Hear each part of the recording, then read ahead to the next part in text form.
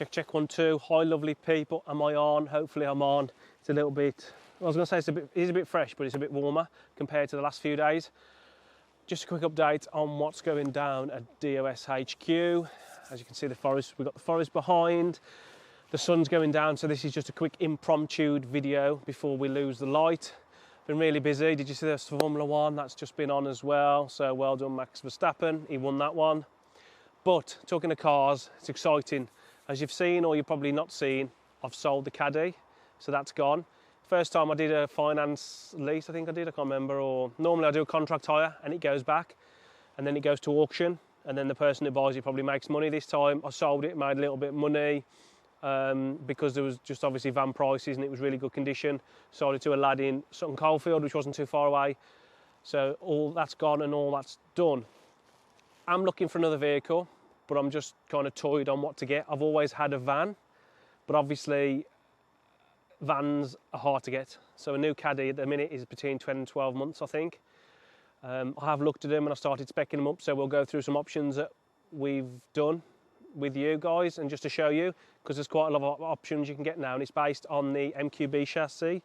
So it's a bit like a Golf, but it's a van. So that is probably going to be the closest thing I'm going to get to a car, but it's a van, if that makes any sense. So I've always spec'd my vans up quite high because it's my only vehicle, but obviously now I'm stuck without a vehicle, so what am I going to do? Well, I've only gone and purchased myself a car, and I can't believe it. I'm excited, but I wouldn't get that excited because it's not like a GT3 or anything like that. So I didn't pay a lot for it. I just needed a little run around to get me to and from work. Obviously the missus got the Polo, so we use that, but obviously she needs that, and you know, so I needed to get something. And then this little beauty popped up. Now you probably know or you don't know, Volkswagen fan, VW Audi, not so much Audi, VW really. So I'd always kind of had Polos, that's why we got Polo GTI for the missus, you know, and then I've always had Caddies. But yeah, this is just totally curveball. This is just like, whoa, I've gone past Germany and then I'm nearly back into England. So without any further ado, let me show you what we've got. This is exciting. It is for me because, as well, let me show you first and I'll explain.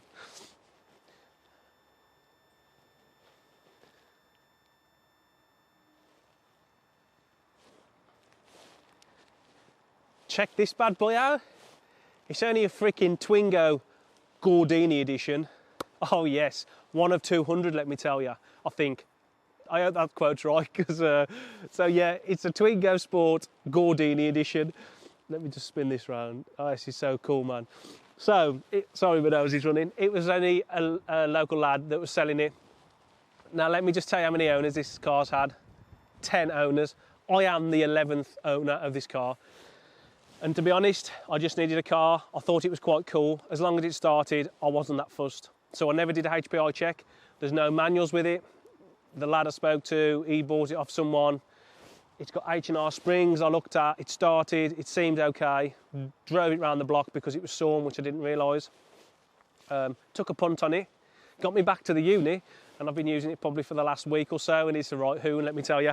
It's a bit hard. Actually, it's very hard. Literally, because there's not much power, you could just barrel it into corners and it'll just go round. It's just ridiculous. So it's got H&R springs on, and I'll just do another video of me walking around just showing you the bad things about it, should we say. So the first things you can probably obviously see, it should have white stripes across the bonnet and the front grille and the mirrors and things.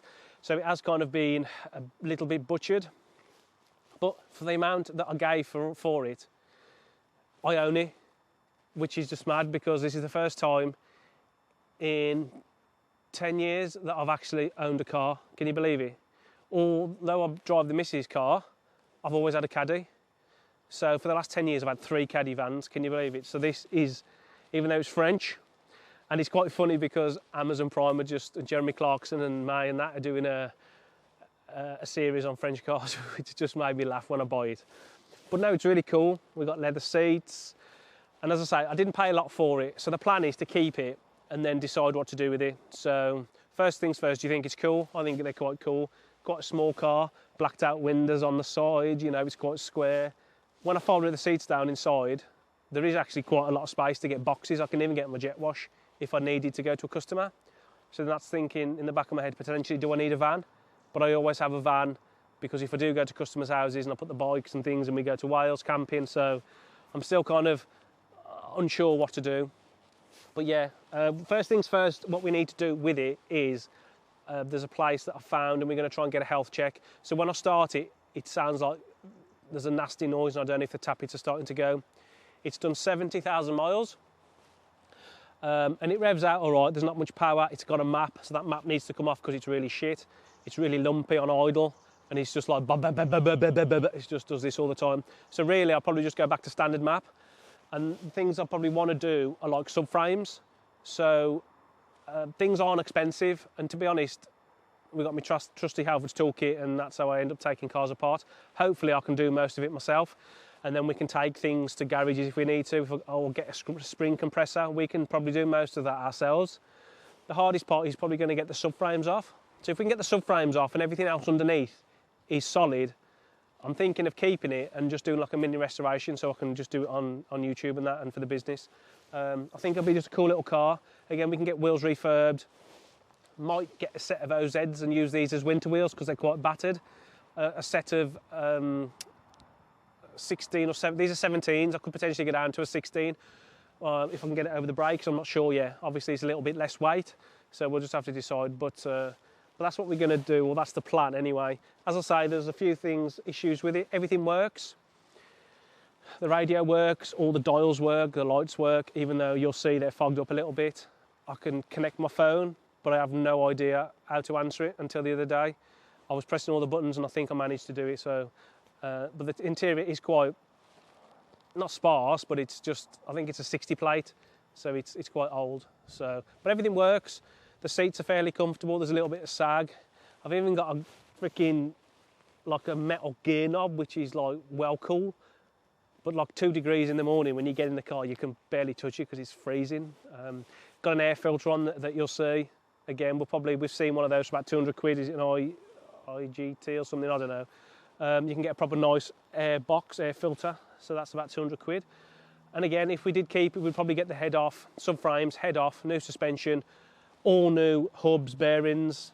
Do you know what I mean? I feel like, I don't know, I'd get quite taxed, even though I've had it a few weeks, you know, even if I just keep it as is for the time being. It's got to be worth more than just giving it to someone or scrapping it, hasn't it? And again, it doesn't use that much fuel. We've got Super Sprint exhaust, which is about £1,000. So that's, to be honest, that's nearly half the car. Just the exhaust. So again, we need to go and get it checked out. Excuse me. I need to go and get it checked out, and that's the first thing I'm going to try and do, book it in. We'll bring you guys along and then we'll just get it on the ramp and have a look. I have had a quick look underneath and all the sills are kind of warped and wrapped where it's been jacked up, which pissed me off a little bit. So hopefully they can all be straightened. But I just want to check if there's any holes and any rust and everything. And if everything in the body feels sound, we'll probably start a little bit of a restoration. Only 133 horsepower, but it probably hasn't got that much. It doesn't feel that quick. But there you go. So yeah, hopefully you can come along, and first thing we're going to do is get an inspection, so we'll book that in and then we'll let you know an update. But don't forget to subscribe and come along with the journey with us. All right, lovely people, thanks for listening to me. We'll see you on the next video. See ya, bye.